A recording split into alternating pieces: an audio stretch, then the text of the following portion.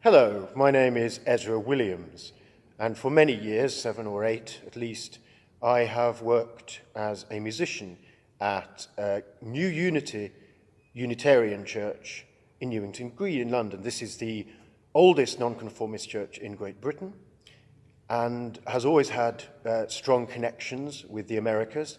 This will become important as to why shortly. The great legendary Richard Price was minister there.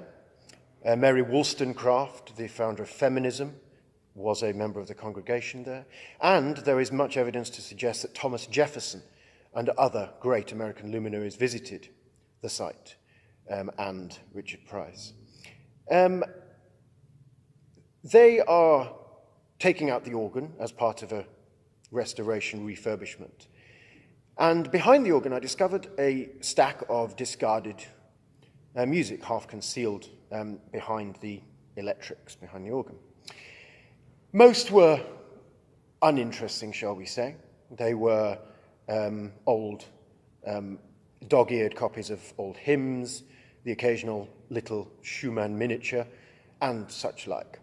But one stood out, and that was this, which is a piece by a gentleman called Henry Haaf, H-A-A-F. That would imply some kind of Germanic connection. But anyway, I took the piece home because it is written in manuscript. It is handwritten and signed by Henry Haaf on several pages, although it is undated. And I Googled Mr. Haaf because I hadn't heard of him. Turns out he is an American composer, primarily of religious choral music and the occasional organ piece. He's most remembered today for several of his marching songs, which currently reside in the New York Library of Congress, whom I have emailed about this new piece. On Wikipedia, a page which mysteriously has since disappeared, his Wikipedia entry had a list of his recognized works. This piece, a Sabbath meditation, is not among them. Moreover, it's for solo piano, which, again, is very unusual in his output. Yes, so his marching songs, they have very manly titles like Soldiers Go Forth and Support Our Boys. You can Google these and check the Library of Congress catalogue online as well for microfilm images of them.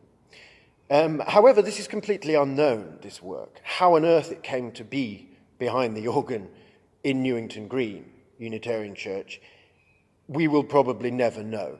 However, I have mentioned the strong American connection, so possibly Mr. Haaf himself, or even an organ student, say, of his, as he taught organ and singing. He was a tenor in the New York area for most of his life.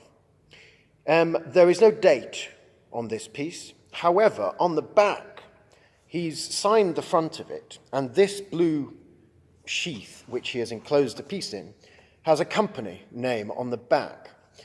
A bit of detective work on the internet has revealed that this company was founded, or began, between 1940 and 1918, I'm entirely sure when.